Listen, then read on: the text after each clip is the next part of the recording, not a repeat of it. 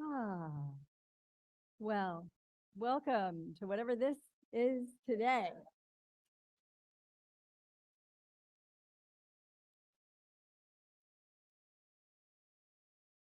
Welcome to how the past meets the present and becomes our day today.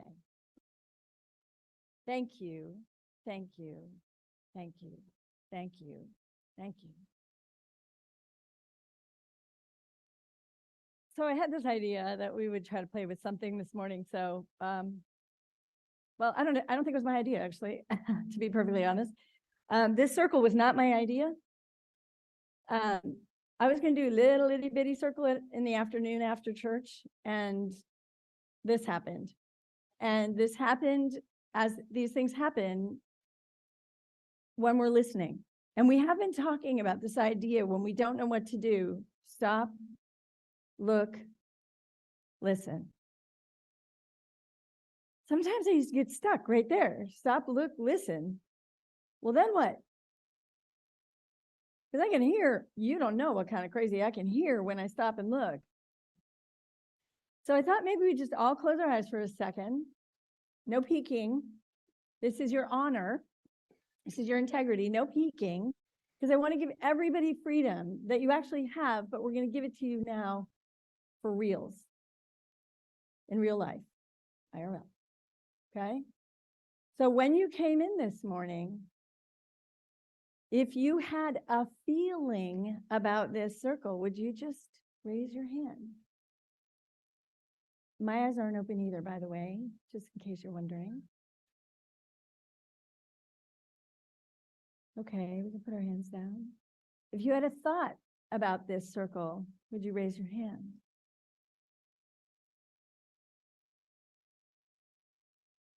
If you had an emotion that came to the surface about this circle, would you raise your hand? If you noticed your body react to this circle in some way, did you catch your breath? Did you freeze for a minute at the door? Did your eyes get really bright and wide and try to take it all in? Did you leap into the room with excitement?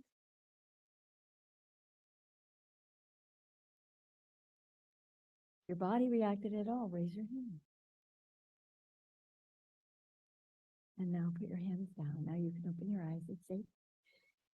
So what I realize is that in this process, as we grow, we're given all these messages constantly about how we are doing. But frequently, we don't catch how we're doing. And we handle it in sort of our animal body of like, freeze, and then take a breath. And then some of us just go in and act like everything's okay and everything's normal and actually don't even notice something, like we'll pretend like nothing's different. Or some of us really take it in deeply. Some of us have trauma around things like this. Some of us have joy around things. Some of us are kids and we're like, wow, fun, cool, what's this? But really honoring the stop, look, listen. And then what? And then what? And so what we're sitting with this morning, all of us individually inside our bodies, is then what? What are you left with? If you had something happening in your body, did you shake it out? So if not, let's all just pretend like we all might have. So let's just all let it shake out. Just shake it out. Just maybe I was a little surprised and the music's been so beautiful and it's really okay, but clearing our bodies. Clearing our bodies. Adrenaline shoots into them. It makes, all right, I'm going to say this for myself. It makes me stupid. Adrenaline drains all the blood out of my brain and it says, I'll take this. Anybody know how well adrenaline handles most normal human situations in our daily life without lions and tigers, real ones, right? Anybody got a sense of having maybe lost it once or twice? Never happened to me. Except probably like 10 times this morning, right? You know, I heard Reverend Paul say, just leave everything from your day behind and give it to their practitioners. And I chuckled because I was like, do everyone else have as many things to let go of right now? Do we all bring by 10 o'clock on Sunday morning this many things? How many days is that true? We have this many things to catch up with that already are happening in our day. So this is all the gift of spirit. I want you to know. This is a direct communication from my interior and your interior as I am here with you. That this was the way to gather today. And what this does is it gives you the opportunity to experience change in a way that's actually safe. So if anybody has any jangling going on, why don't we take let's say 3 deep breaths together, because even if you don't, what the heck, it's good for all of us. So allow yourself to feel the breath, feel your body. If you can, fill your belly. Let that belly button float forward. No one's looking at your belly. I'll turn around. Let your belly fill, and then let it release. Now pull that belly button back to your spine. Go slow. And now forget everything I just said and just have a couple really good deep breaths with yourself.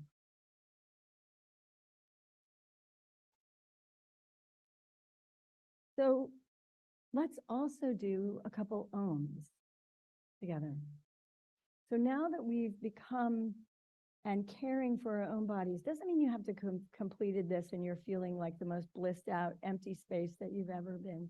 For the goddess to pour the blessings of the vessel of the divine into you. Now, if you haven't gotten there yet, you're still welcome, because it is always with us and we are always welcome, because we are it. There is no place, there's no magic here that it follows us around as closely as it can to make sure we know we're loved. It is in and through and as us. So those breaths open us to remember. They shuttle some of that adrenaline out and back into the earth. Let's put our feet down and let it go. Let it go. And remember, stop, look within and listen.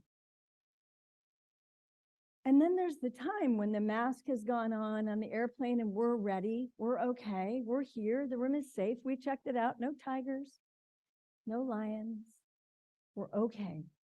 So how about we decide that let's come into a really strong sense of our oneness together, which has been happening through the music, right? Everyone's joy factor lifts and we start to really experience the higher levels of our consciousness. But sometimes when we sit back down, the old stuff comes rushing back in. So let's purposefully connect to one another in the next 3 ohms. So I want you to just go ahead and eyes open or closed again as you feel it, but know that what you are doing is bringing yourself into union with all. So I'll start. We're all.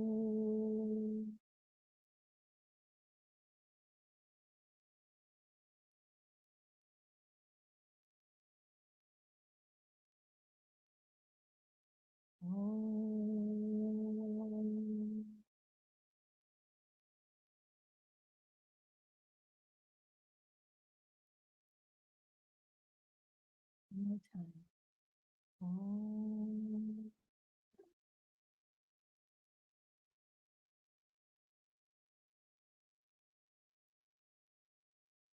And if your eyes are open, great. And if they're not, great. And now go ahead and open them. And now look around the room. Feel around the room. So again, stop, look, listen. How are you now? How are you now? The invitation for us to remember that we get lost in what we can sometimes, in terms of designating it, we sometimes call it the small self, the small s self. the survival self, the instinctual self that would claw at the walls of this building to get out of here in certain circumstances, or feel like we're fighting for our lives, and sometimes we are, and that gets activated when other people in the world are fighting for their lives. These things get activated. And I don't know if you've ever noticed this, I've never put a title on a sermon, I don't think, in my entire life, than I did today, which was How to Live at Peace in a World of Conflict.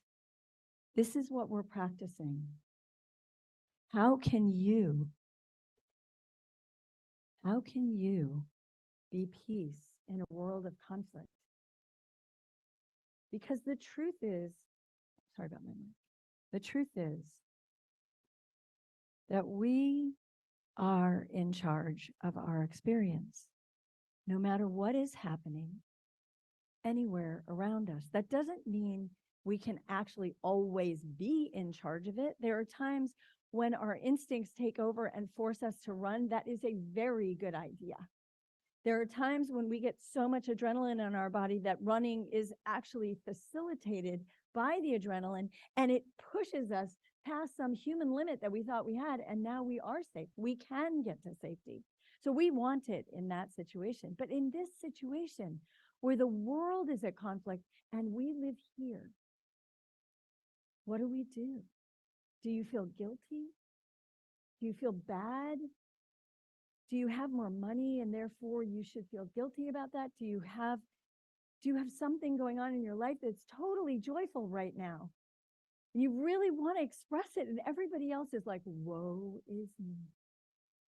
And you don't have anywhere to put it. So what if when we stop and look and listen, we listen to like, what is true for me? Can I turn this thing that's for me and give it to me? And listen more deeply, how is this meant to serve the world? So it's not meant that we're sitting here this morning and we just float off into the stratosphere and we're like, we're good, right? It's all good. We're good. It's good. Life is good. No. I mean, yes, let's start there.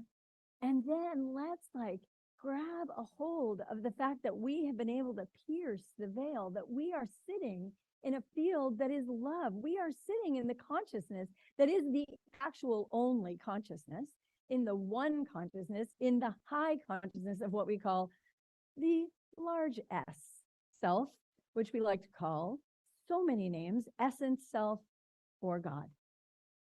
We are that. So when we permeate that veil and we stand in that place and we're like, oh, I am peace in a world at war. Oh, I am connected. Now what do? We listen again, but now we're listening more deeply. We've gone beyond our thoughts. We've gone beyond our emotions. We've gone beyond our feelings. And now we're lifting. And sometimes we put the altar up high so it gets our attention, because our attention sometimes can be low. Or it can go above the altar and forget there's a land for us to stand on, to respond to, or to care for right here under our feet. How do we bring all this together? We listen again into what's mine to do. Now, in some circumstances, what's ours to do is to do the inner work of forgiveness first. Because if I can't get myself, if I can temporarily like pierce the veil and be like, it's all good, it's all good, it's all good, but I haven't done the work to forgive that which I am holding against someone else in the world, then I am part of the conflict in the world. I felt this week, I had such a strong experience of feeling myself sitting at the table, at a negotiating table in the Middle East. Now, you know, I have some strong impact for me in the Palestinian conversation and the Israeli conversation. And I could imagine myself sitting at that table and I was misbehaving. I was caught in my ego. I was fighting. I was upset. I was furious. And I was misbehaving. Now, misbehaving is a really nicer way to say sinning, you know, that is. And it is true that we are not doing these things on purpose, but we do them. And then we feel the impact. When we want to be global and positive and peaceful and loving, and we are fighting with either ourselves or someone else. How do we live with ourselves? Because that creates such a gap between who we are and who we want to be. I'm trying. So let's say we could close our eyes, but I think we're better friends now, right? So let's say if anybody, and if you don't raise your hands, I'm not going to have a problem with that. But if anybody want to say, have you had an experience in your life where you weren't matching who you wanted to be? Oh, I love you so much. I love you so much. Seriously, Mike? Sorry, I had to call him out. I promise you, I wouldn't do that to just anybody, but he knows. So what do we do with this gap?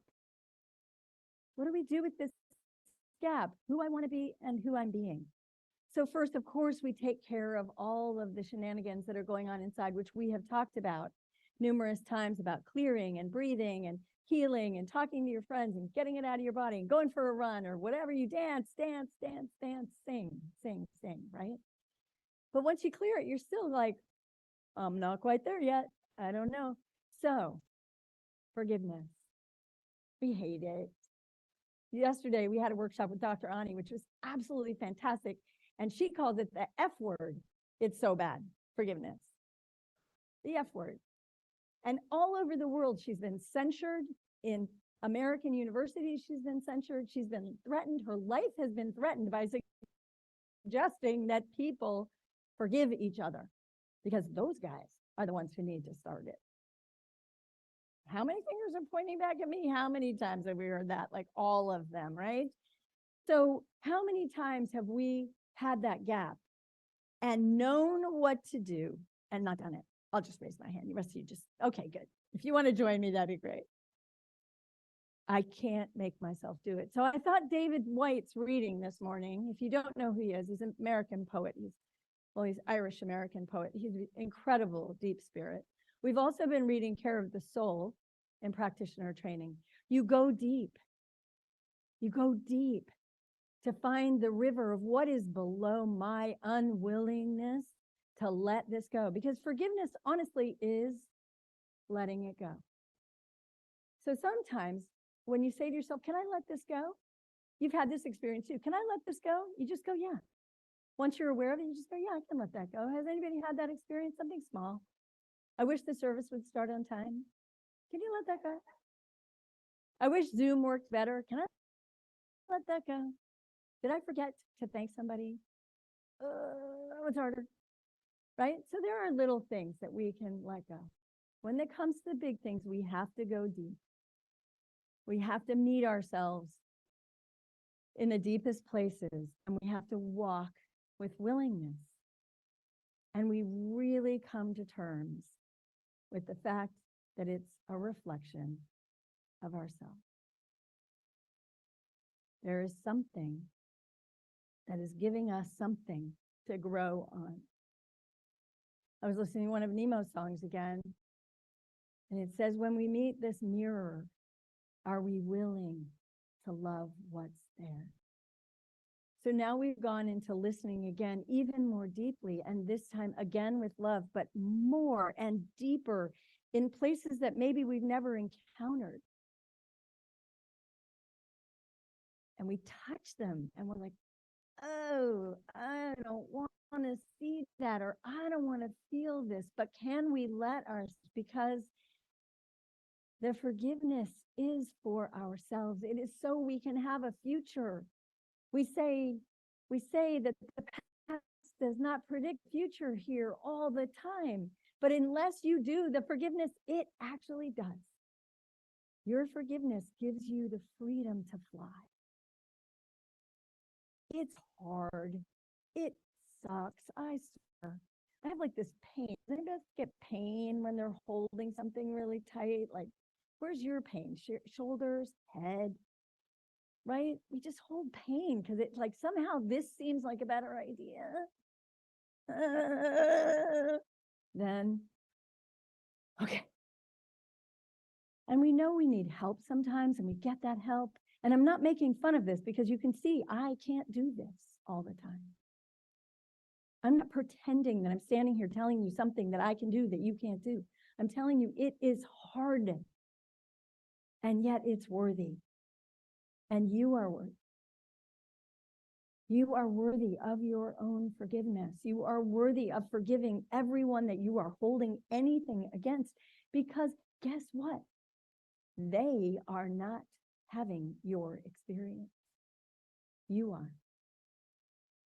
Your life, right? It's holding the hot rock in your own hand and saying, damn you, while you're burning, right?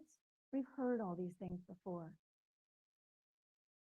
So what I noticed, and I wonder if any of you would be willing, or if you'd be willing to do it now, if this would be willing to join me on my face, thank you, to allow something that is popped into your head while we've been talking. And I don't want you to forgive it. I just want you to love it. I want you to love it. I want you to see it. I want you to bless it. I want you to hold it. And even if you would just wrap your arms around yourself for a moment and breathe, whatever that thing is that somehow in this moment is present as unforgivable, someone else or yourself. And just practice the very idea that your love is all that forgiveness is. Your love meeting whatever this unbearable thing, pain, hurt, thought, feeling, belief, it's only your love that melts it, because your love is all of the love. Your heart is all of the heart. Your essence is all of the essence. You bring the entire universe to yourself. I bring it to myself. We bring it to this room. There is no other thing happening than the full presence in a moment of the entire universe saying, I love you. I love you. I love you. I love you. I love the music that is playing.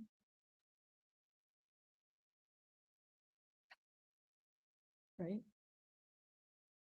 I love the moments of my day that were hard for me. I love that I went back and tried again. Anybody have that one? Can you love that part of you that goes back and tries again? Keep going in this beautiful journey, because all you're going to do is get closer to yourself. When we dive deep into the closeness with ourselves, it is a portal to the whole entire universe opening up to us. Here we stand as one, beautifully, strongly, wholly loved by ourselves and each other, because we can't help it. There is no other. There is no other. We stand here and we pour the love into our own body first. Love thy neighbor as thyself. Not before, not after, not better, not worse. The universe is a field, and there's no exceptions in this field. So as we stand in this place today, and we know there are conflicts going all over the world, I can't even remember the number, there's so many, but we know of a couple. Can you imagine yourself sitting at the bargaining table now with angel wings hovering over and inviting the peace that you have to inform this situation of the peace that is possible? Are you willing to take the power that you are, because you have the infinite power? The entire universe comes through you in any infinite moment. Are you willing to take that power and add it to the sum total of the entire universe? Know that you are that powerful. Like, this is your superpower. It is love. It is like Shazam. Send it. Live it. Be kind to the next animal, the next tree, the next child, the next friend, and live it every moment through there. And when you can't, love, just love. Forget the word forgiveness, just love. And then you'll be home. And then we'll be home and we'll play and we'll dance and we'll uplift the world together. And all of the good things will grow. All of the things that need love will get love because we are the supply. So I invite you to choose to be the supply. Be the supply of love wherever you see. Does a child just need a look of like, I love you. You don't have to say anything. You don't have to do anything sometimes. We just permeate with what we are. So if you're willing to be present as love, to give yourself love, to know you're going to make mistakes, to know I don't even know if they're mistakes, to know we're going to veer from the single path of the Almighty. If we know we're going to do that, are you willing as much and as possible, as often as possible, be loved and see what that does for you. See what it does for your life. Thank you, thank you, thank you so much for being here today, for being this uplifting aspect of this planet, for challenging yourselves around looking, listening. Stop, wonder, what's mine to do? Where can I plant my love? Right here first, and now out here. And so we just take this moment to bless this community, this incredible gathering of people who love each other so much and create such a safe and honoring place for each other.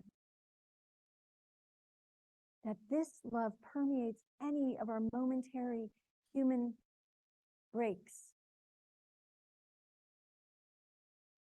And as we know, when those breaks, when those cracks happen, that is where we are reminded, where the light pours in, where our friends wrap their arms around us, where our teachers show up, whether we like it or not. And we are free.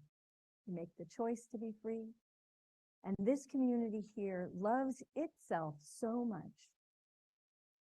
It permeates all limitation. It allows the past to be the past. It lets go, and it loves itself into this moment now, in the pure perfection of what this moment now is. And we are so grateful for that. And so it is.